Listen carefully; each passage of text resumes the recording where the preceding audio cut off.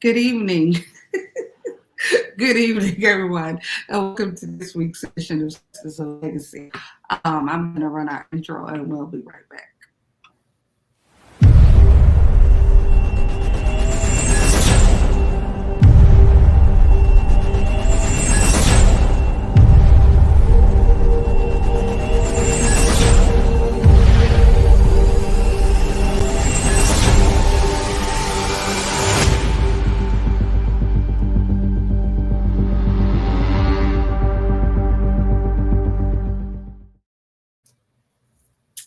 All right, ladies, welcome, welcome, welcome. And thank you in advance for joining me. It is always a pleasure to see you guys. Go ahead and introduce yourselves tonight. Katrina. Y'all are killing me. I'm Shanetta. I already said I'm Katrina. You was already giggling, so you missed it. Oh, how about that? Okay, my bad. Oh, ladies, how are you guys doing this week? How's your week going? It's going. That's all I got. Yeah, it's a week. Here we are. Oh, guys. Yeah. All right. So, sometimes adulting is just that. You're just adulting. It's not great. It's not terrible. It just is. Right. So, but again, thank you, ladies, for joining me this week, taking time from your schedules, stopping what you're doing, all that great stuff to be here. I definitely appreciate it. So I already have the title on the bottom. And so you guys already know this has definitely been something that I have been I guess I'll say a little wrestling with a little bit for the last couple of weeks. And it is definitely throwing me for a serious loop. So I figured we would go ahead and just talk about it, and maybe somebody else somewhere that watches this has the same issues, has some different issues, whatever. But I figured it'd be a great place to talk about it. So our topic for tonight is the fear of vulnerability. I know I'm gonna say it slow all night because sometimes when I try to say it fast, it don't come out right. So that is going to be our topic. And so, ladies, tell me, what's the first thing that comes to mind when you hear the word vulnerability? I think for me, when I hear that word, it means like just kind of exposing yourself and opening up yourself to others. When I think about being vulnerable, that's kind of what I think about. Just being very open and allowing people to really see parts of you that you normally would not. Okay. Trina?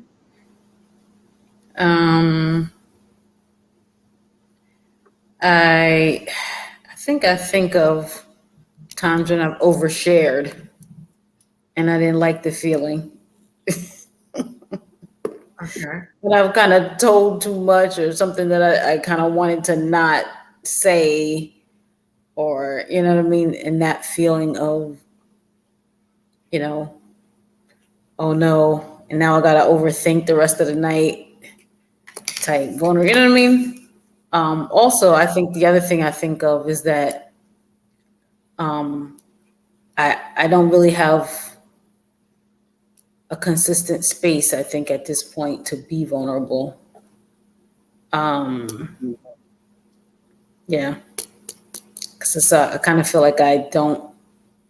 There's not a lot of times where when I am completely vulnerable, because I just kind of want to keep it all inside with me in the cave where I am. Y'all know about the cave. Okay, so let me ask you a question. You said that feeling that you get when you overshared, or when you feel like you've overshared. can you explain what that feeling is like? It's like Shannon said, you feel exposed. Like you feel like, you know, I don't know, I don't know, for me, I don't want people knowing my stuff, my inner self. I just want to be what I let you see.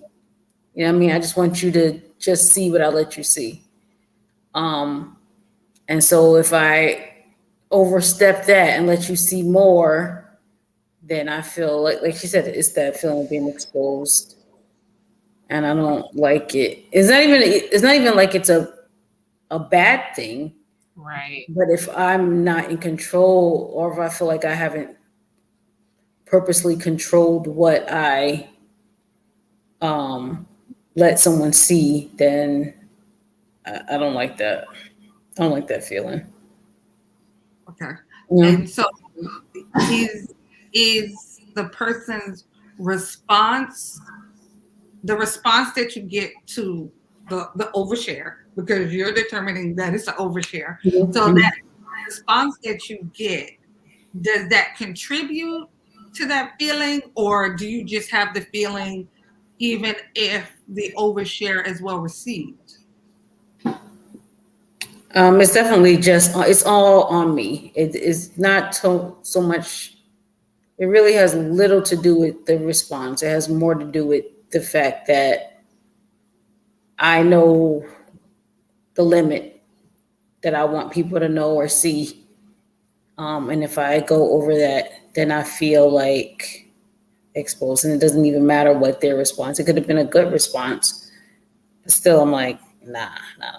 Hold on. Whoa. So yeah, I don't think for me, it doesn't have to do with the response too much. I mean, a negative response would make it worse if I felt like I overshared, but overall, it's all on me. All on me. Okay. So, And so so you don't deal with the overshare feeling at all, Sam? and I'm sure Shanetta probably can say, well, I mean, Trini, you've known me a long time, so I don't really have a whole lot of um overshare moments. I mean, like for me, I think sometimes I probably talk faster than I think, if that makes sense. So sometimes if you ask me something, like I try, only because it's never like perfect. I try to be straightforward. Like that's like my personal motto, for myself. That's my motto. Like this is just it. This is me, like so. A lot of times I don't really feel like I overshared. Now sometimes somebody's response, I don't feel like I overshared. I felt like they wasn't ready for that. Like a lot of times I walk away feeling like that person, they don't have the capacity to handle all that I am, if that makes sense. Like not like I'm high and mighty or something, but just like sometimes you meet people and you can click with them. You can say something and you be like, ooh, maybe. And then they be like, right, like I got it. Like they just get it. And then sometimes, you meet or you talk to people and they don't ever get it. No matter what you say, they never get it. And it's like, okay, your capacity just doesn't work for me. So I don't have too many overshare moments for myself, like that I feel like I overshare. Sometimes I just feel like, yeah, that was a waste of, that was a waste of my good words. But yeah. So Shanetta, do you have hi husband, do you have those overshare moments?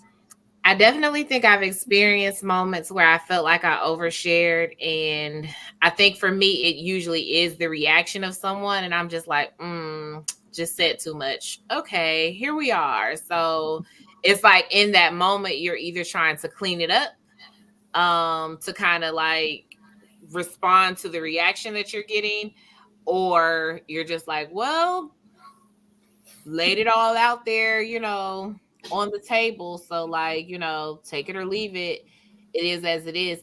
And for me, it's usually not in moments where someone has asked me like a direct question and like Sam was saying, like they're not prepared for your answer.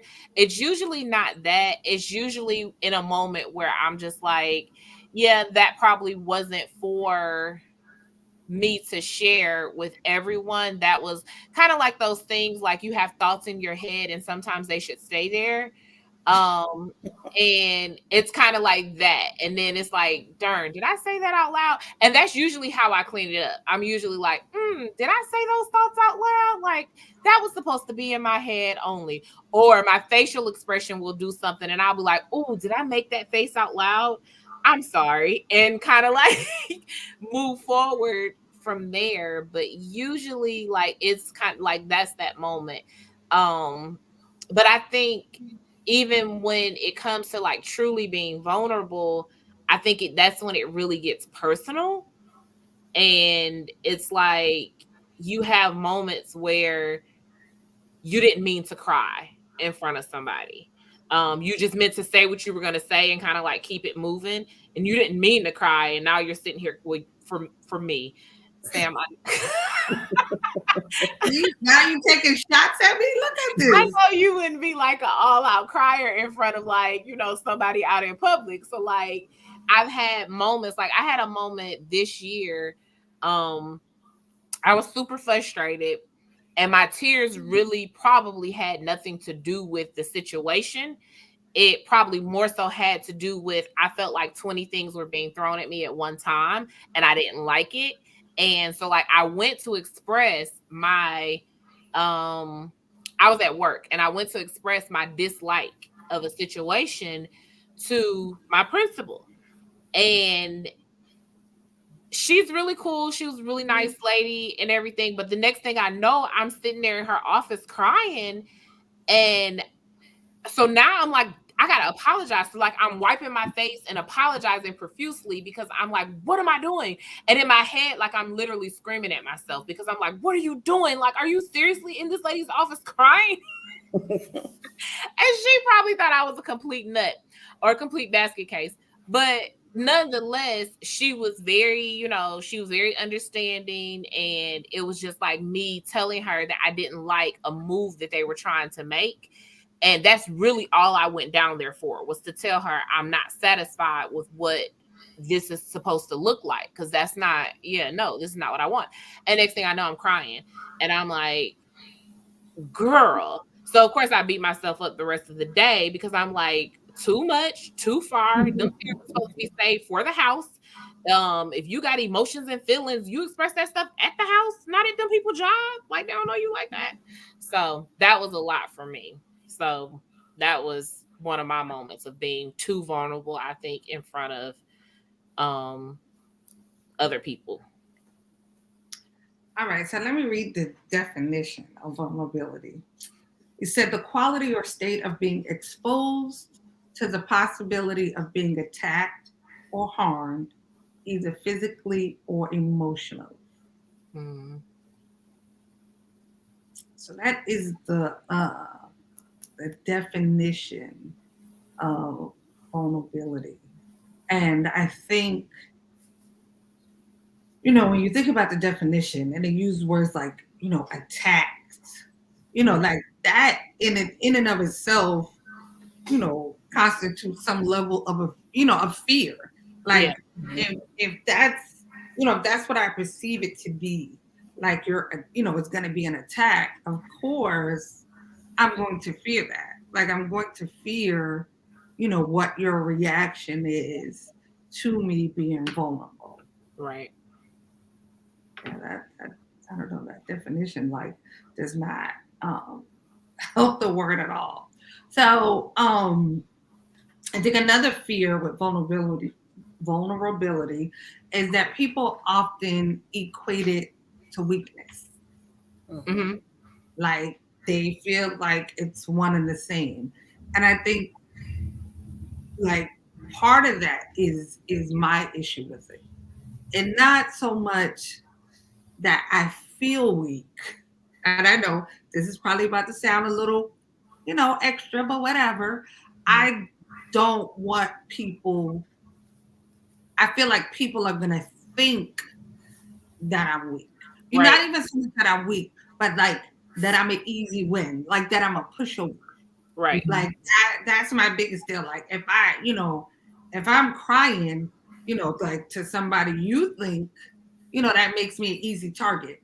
Mm-hmm. Like, in your mind, for some people, for people that just have nasty intentions. Mm-hmm. Like they think, oh, like that's a win in the column. And for me, a lot of times, like you said, Shanetta, if I'm crying, more than likely it's because I'm super frustrated Mm-hmm. and I'm trying to release some of those feelings before they come out in an unhealthy manner. Right. Right.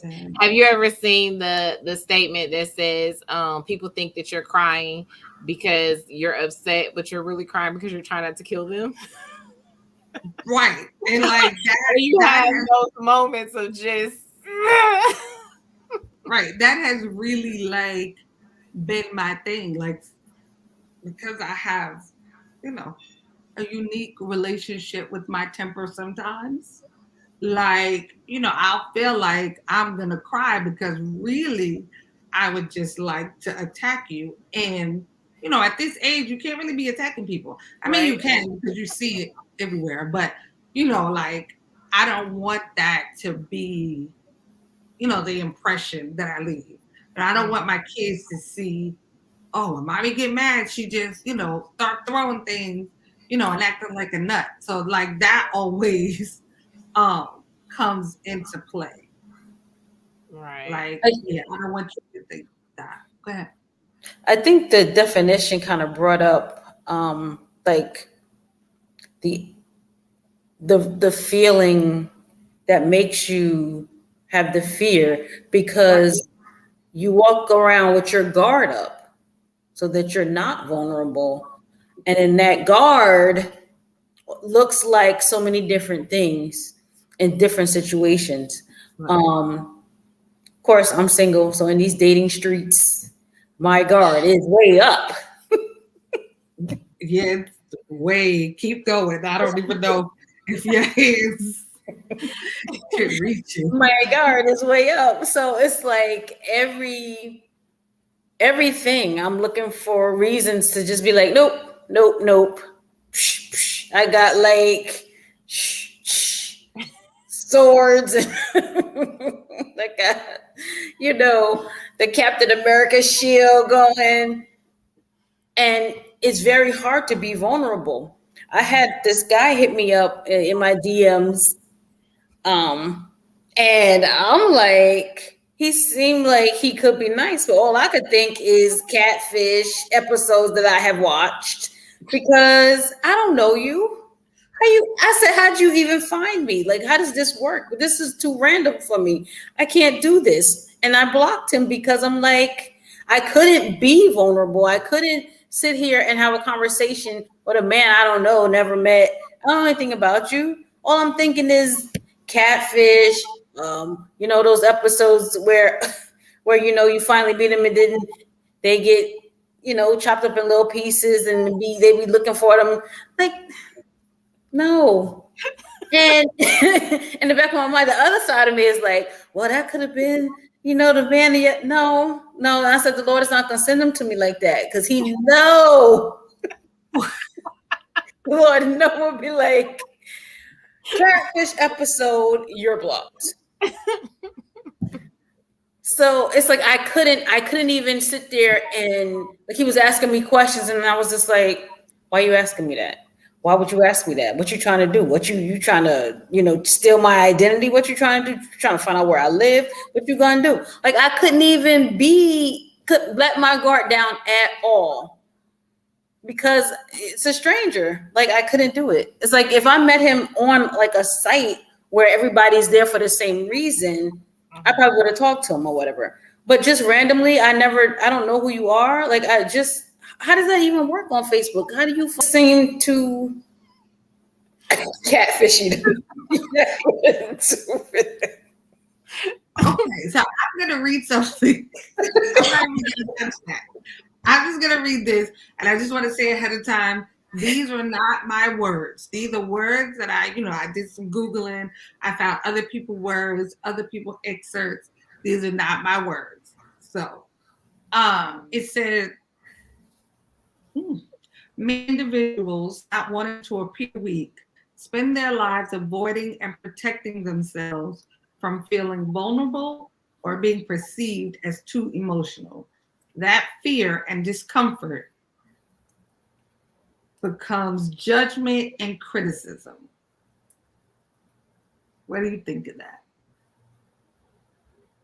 That fear becomes judgment and criticism. That fear and discomfort becomes judgment and criticism.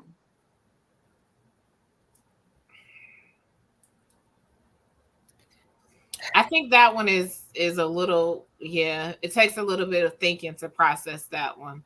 Yeah,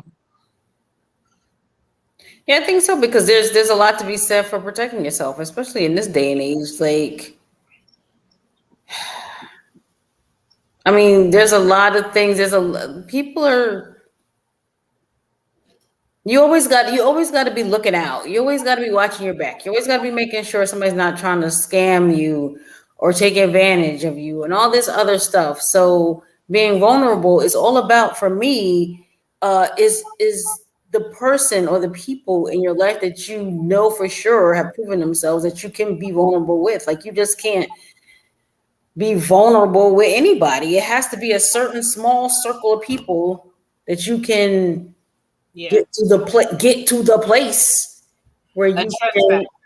right, open yourself up to. So I mean, I know you're gonna say that there's different levels of vulnerability, as far as, maybe I could have had a conversation more than, with this stranger, but stranger danger. Here we are.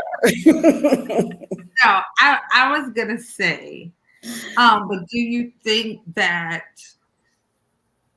sometimes that protecting ourselves kind of keeps out some of the good too, though? And not like, and I think about somebody, probably was a preacher somewhere, somebody's church or something, when they were talking about, I think it was during like offering time, where they was making an analogy about, how when you give, your hand is open. They were saying, like, if you're not giving, your hand is like this. So not only are you not giving, but you can't receive anything because your hands are like this. So like, I think about that in terms of vulnerability. Like, I'm so busy protecting myself from stranger danger, or, or what you might be thinking of me, or your perception of me, like, that I don't really give myself space to have meaningful connections sometimes too, though. And like, and just like now on Facebook, you see all the time people talk, oh, all these fake friends, fake something something. Like, are people really like that fake, or is it they're responding to the version of yourself that you're allowing them to see?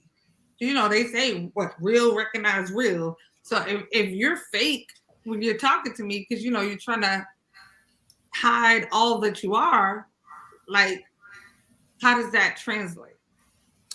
I think when you're considering I'm gonna call it the act of being vulnerable with others, I think that there has to be a trust factor in place, just simply because I like the analogy, kind of thinking about it like if you have up all kinds of walls and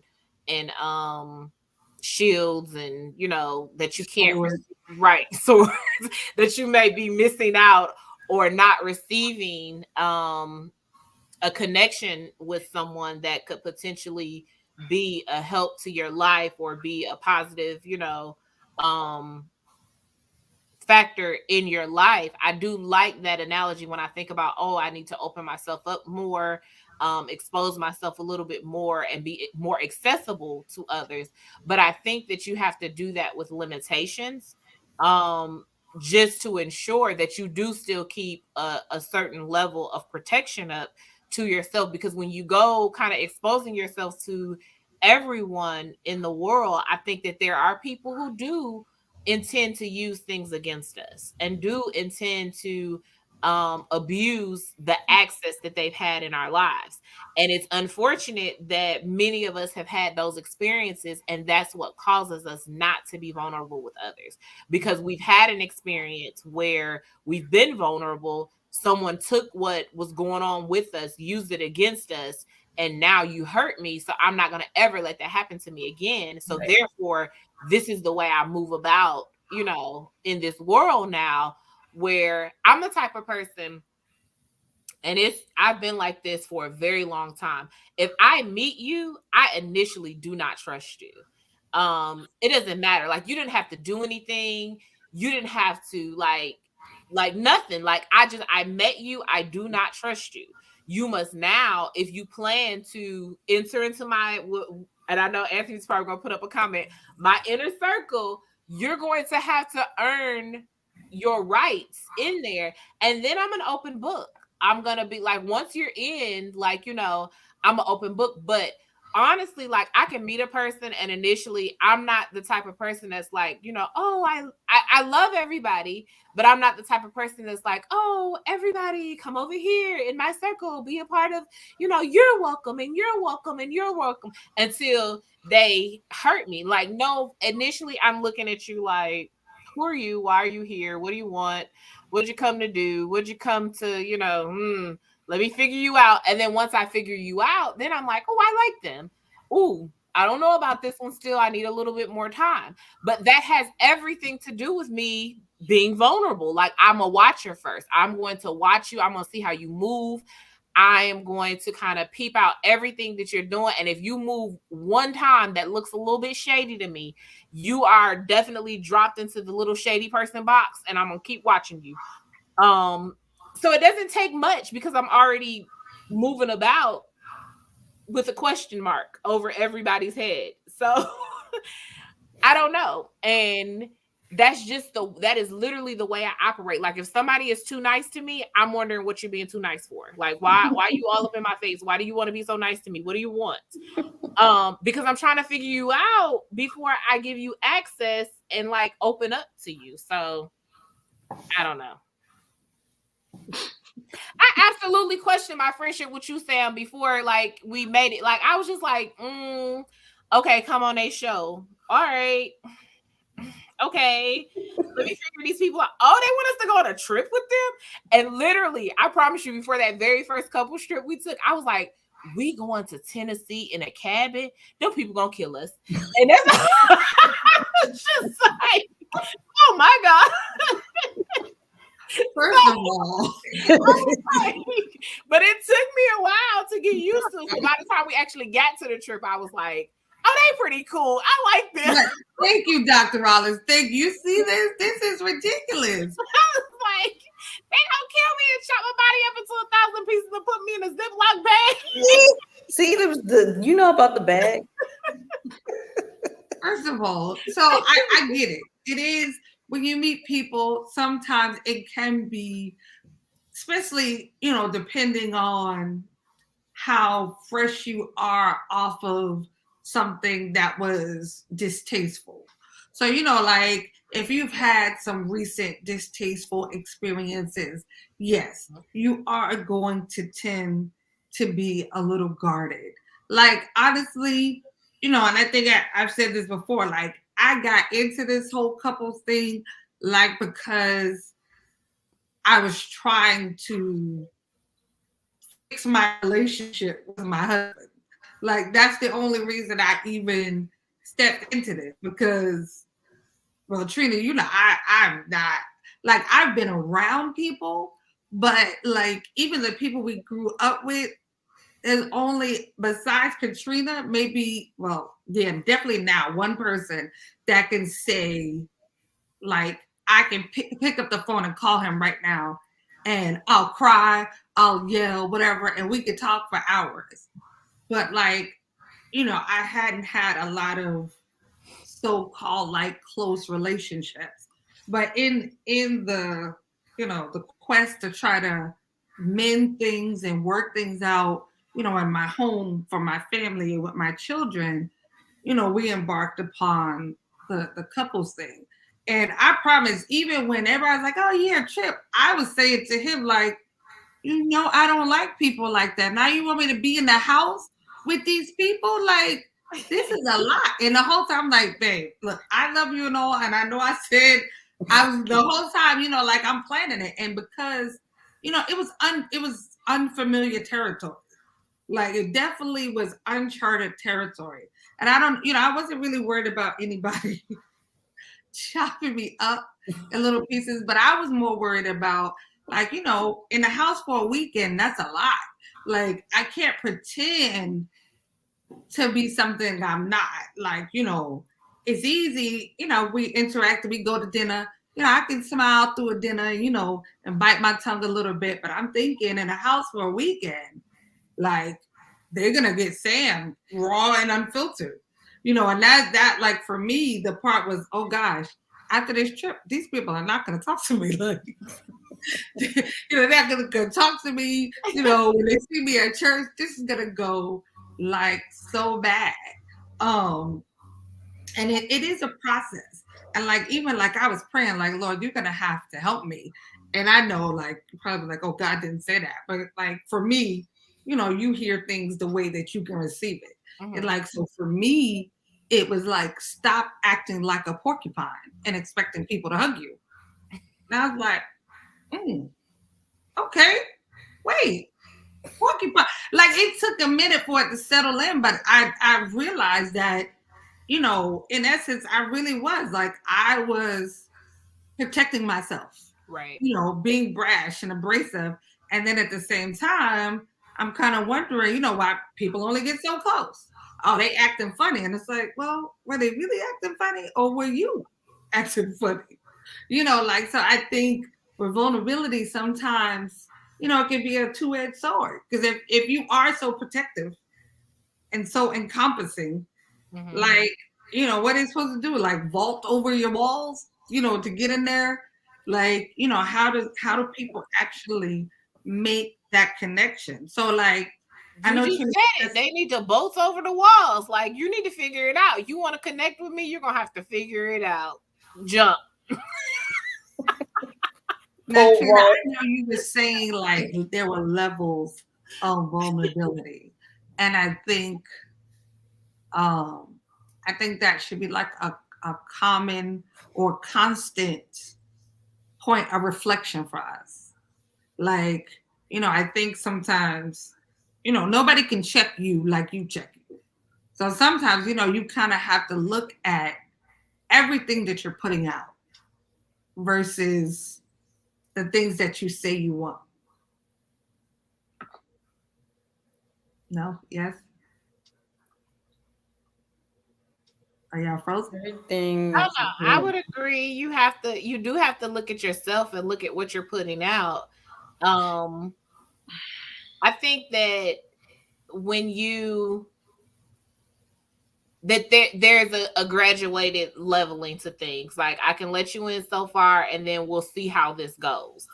And then, okay, now I watch. Do y'all watch Married at First Sight? Y'all don't watch that? No. Okay. I watched it a few times. Yeah. So I watch it faithfully. Like, I'm like making sure I get all the episodes. So they always, with the couples, so the whole idea of the show is you get married to somebody you've never met, and then you have to like live with them for 8 weeks and then decide if you want to stay married or get divorced. That's like how the show goes. So literally they're getting married. Their first meeting is at the altar when they're getting married. They have not met prior to, like, none of it. So in the exercises that they do with these couples every single season, they talk about being vulnerable, and you have to be vulnerable with the person, because there's always a couple who one of the people in the couple just won't say anything, won't tell the person. They'll just answer like basic yes, no questions, but won't like open up. So I was watching this one couple, and the girl was just so closed off. And so the guy was like trying, and the girl was just really, really closed off. And she would not tell him anything. She would just answer questions here and there, but she wasn't just like trying to be an open book with him. Now you're married to him, you're living with him, like, but she was not trying to be an open book to him. So the experts began to tell her how she had to open up. But by the time she did, he was ready to shut down. So when she started opening up, he started shutting down. So it was kind of like they were running up against this brick wall still. And so that goes back to what you were saying about kind of evaluating you and looking at yourself and what you're doing to see if you're keeping people out, and what kind of makes you do that. Like, why are you doing that? What is it that you don't want them to see or to know or to experience? But I think a lot of it goes back to being hurt. And when you get hurt so often, or when you've been hurt multiple times, I think we do get to the place where we're like, that's just not going to happen to me again. Which for me, in my experience, being hurt in a friendship, because not even like, you know, the male-female relationship doesn't always have to be it. Sometimes that's it. But sometimes that's just not it. Sometimes it's more of like, I just don't want to feel that way again. So when you don't want to feel that way, you kind of protect yourself from that a whole lot. And I think that that's what a lot of us experience. Only watch season 1. Tree said, I only watched one season in Atlanta. So much drama. Ask the kids to watch to see what not to do. Right, like that. Like, what? Okay, so even that show, right? Yeah. Like, you like it's almost kind of like what we do. We say we want stuff, or you know, like I've shown up to a place where I know there's gonna be a lot of people, whatever, and I'm like, yeah, but I don't want to talk to none of these people. So, like, you know, I go in setting myself up for a disaster. You sign up for a show, Married at First Sight, and then you get married, and now you don't want to deal with the things that come with it. Like, so I think sometimes, you know, like, and I don't even know if vulnerability is the issue. It's just the fear. The fear is the issue. Yeah. Like, we're scared. I mean, I get it. When you have a friend and they disappoint you, betray you, hurt you, like, it's terrible. I mean, I'm still working my way through my last disastrous friendship. Like, for real. It's been a few years, and sometimes still when I see them, I'm like, oh, Jesus, I think you left a little spot there, because it ain't like I can talk and be cordial, but it's a little part of me that, you know, just kind of, I just want, there's something I just need to tell you, you know, just to kind of feel better. So Right. I think sometimes like the fear of something makes the thing so bad. Like, yeah, it was a bad experience, and it may still be a bad experience, but it didn't kill me. You know what I'm saying? I didn't die. Okay. You're not friends anymore. It was, you know, it was an experience. That right. I don't want to have to anymore, but like, I didn't die. So now when I meet a new person, you know, am I still gonna be seeing her face? Like, you know what I'm saying? Like, I don't know. I try to always remind myself that everybody's different. Right. So, you know, there's a possibility for each encounter to be different. They don't all have to be the same. I like that. There's a possibility for each encounter to be different. I like that. I'm gonna keep that one in my pocket. I like that one. I do.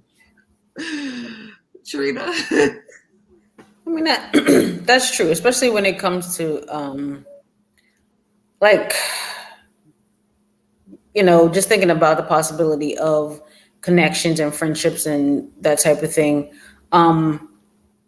I feel like I think part of my issue is I feel like even if I think about reaching out to someone or trying to connect with somebody, I always feel like they probably won't want to connect with me. And I don't even know why I feel that way, but I feel like, oh, they don't have time for me. You know, they have their own stuff going on. You know, that's what's going on in my head. So I'm like, but it's safe over here. I'm good. I'm comfortable here. You know what I mean? So like reaching out would just be like, and maybe like you said, it's it's experiences that you've had before when you've had.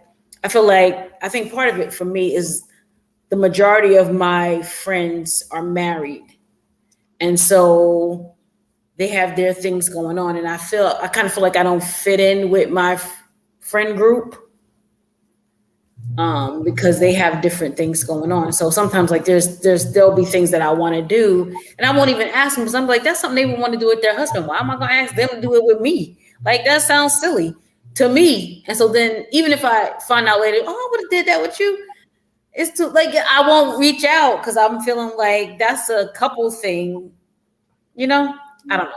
So I think that's a lot of the reason why I don't reach out to people, because most of the people either that I'm friends with are married, or even people that I would want to make connections with, they're married. I don't know.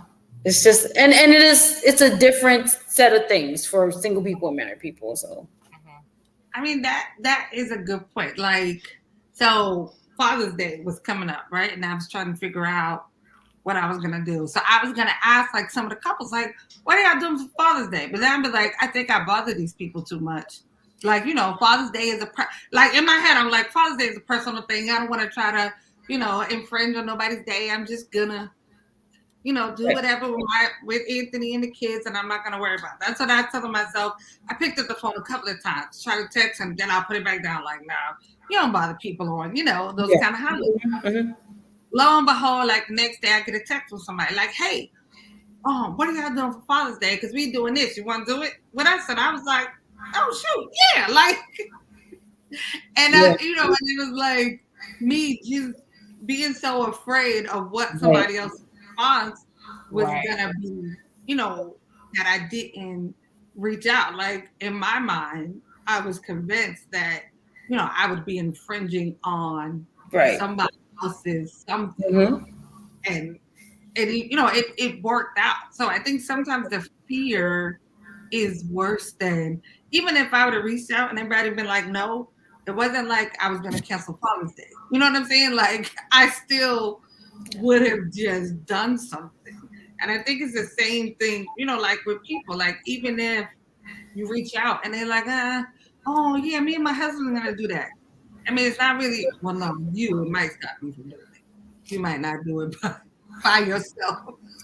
You know, normally it's just kind of like, oh, okay, well, you know, I'll do it with somebody else, so I'll do it by myself or whatever. Yeah. I think that if we just get over the fear, like our perception of what's gonna happen, like, you know, if I tell somebody, well, I woke up crying this morning, I just couldn't get myself together, my emotions was all over the place, and yep, this is where I am today.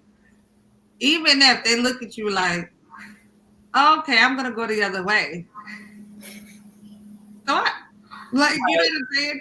It doesn't change. It doesn't change your reality.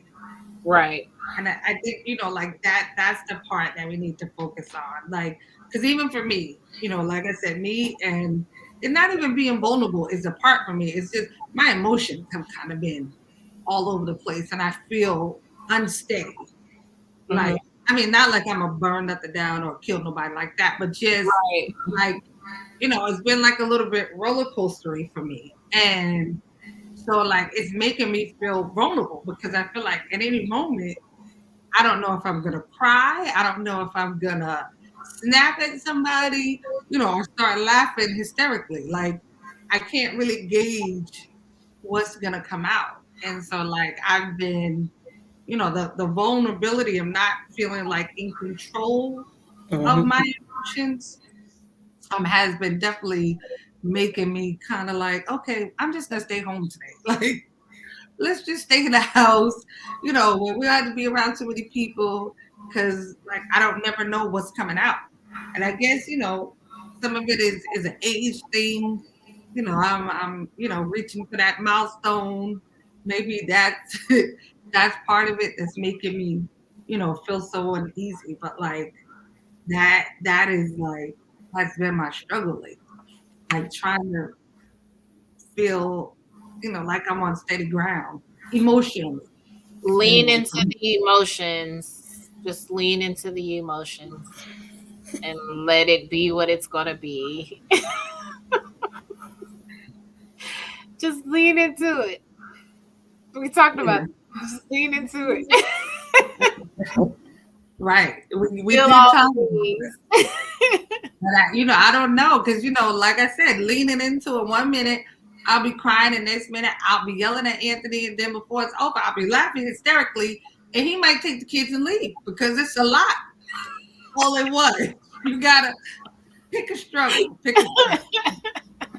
Oh, so I did. What was it? It was something else I wanted to say about this because I had some notes on this here screen because my old lady eyes don't always.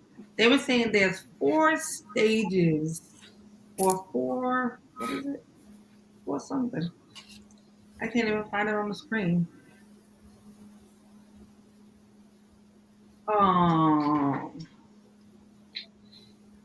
Okay, hold on. I gotta find my little note that I made.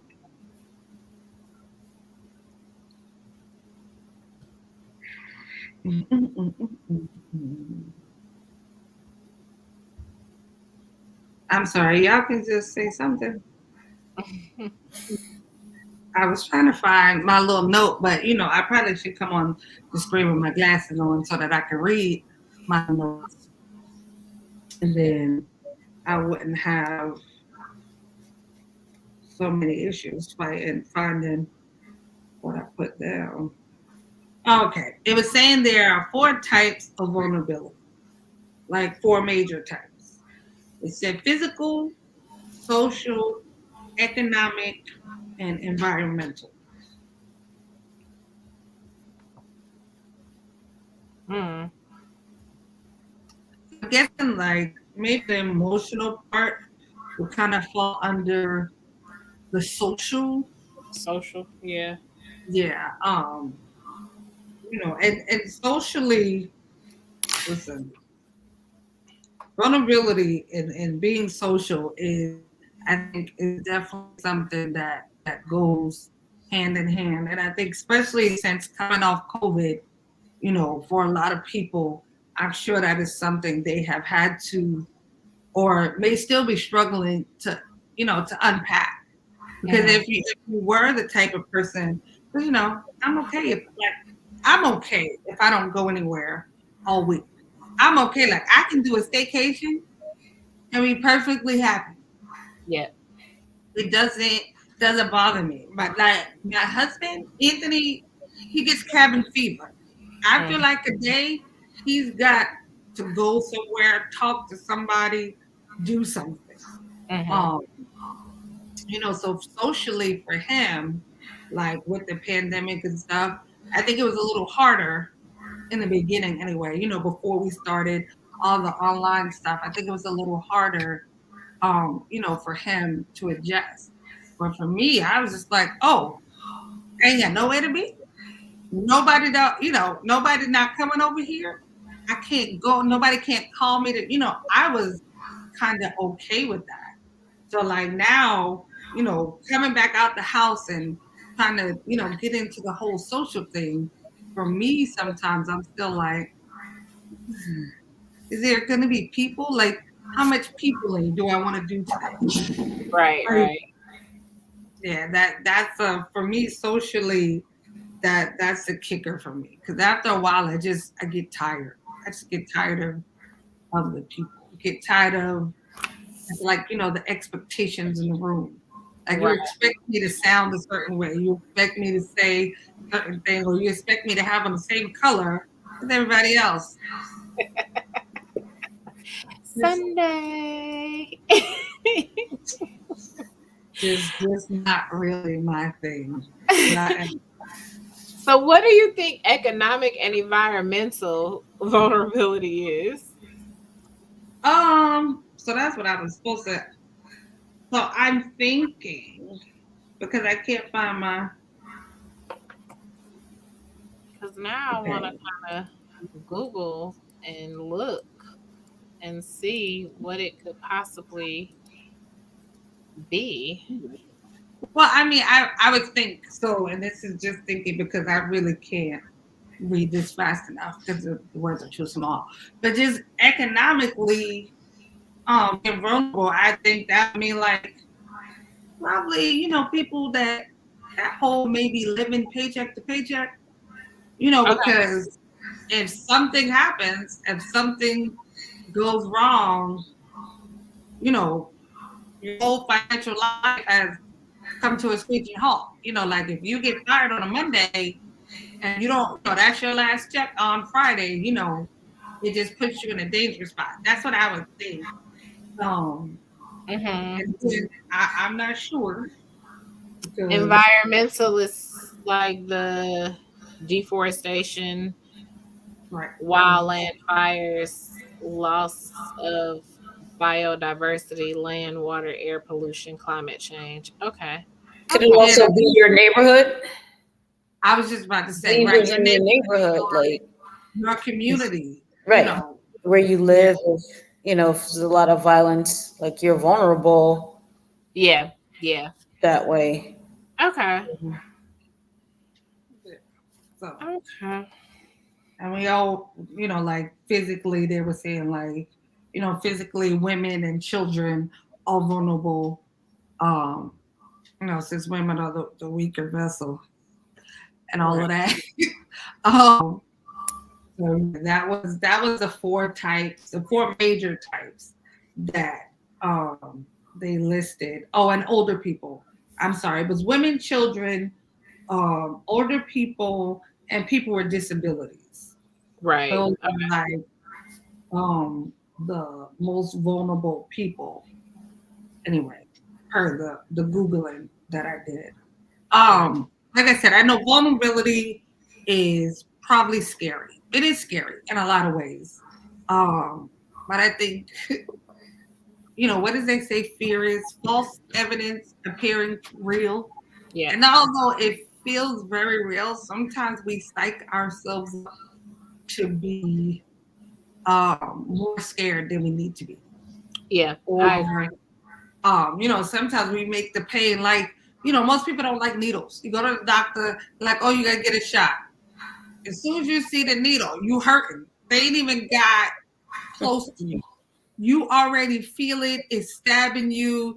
Your whole life is flashing before your eyes, and then they're like, "Oh, okay, I'm done," and Yeah. and it's over. And I think sometimes with being vulnerable, it's almost, and I'll say almost because I don't want to seem insensitive. Sometimes it's almost that simple. Like, you meet somebody who like, I don't know, and then by the second or third time you meet them, that person is like, oh my God, you're so great. I can't believe I was side eyeing you, in the beginning. Absolutely. Or Yeah. or sometimes it can be as simple as um letting in your spouse about something. Mhm. Sometimes we struggle to be vulnerable in certain situations with our spouse. Like, we think that the fallout is going to be big, or that they're not going to understand, or that they're going to think you can't do it or you can't accomplish it. And then you tell them and it's like, oh, okay, let's move on. So I think sometimes, we work it up bigger than it has to be.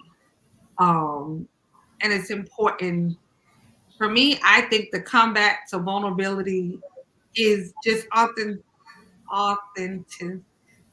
You know what I'm trying to say? Authenticity. Being authentic. Yeah.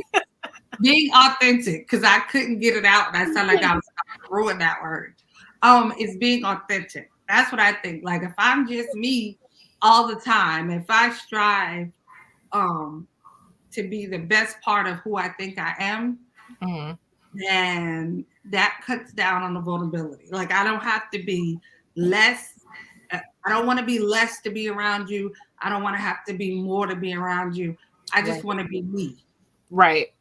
So I think if we could focus more on that, focus on just being true to yourself, being true to who you were created to be, who you believe you are, and being the best version of that, I think vulnerability or the fear of it will be a lot less or not as big as we make it out to be. Yeah. So, ladies, any final words?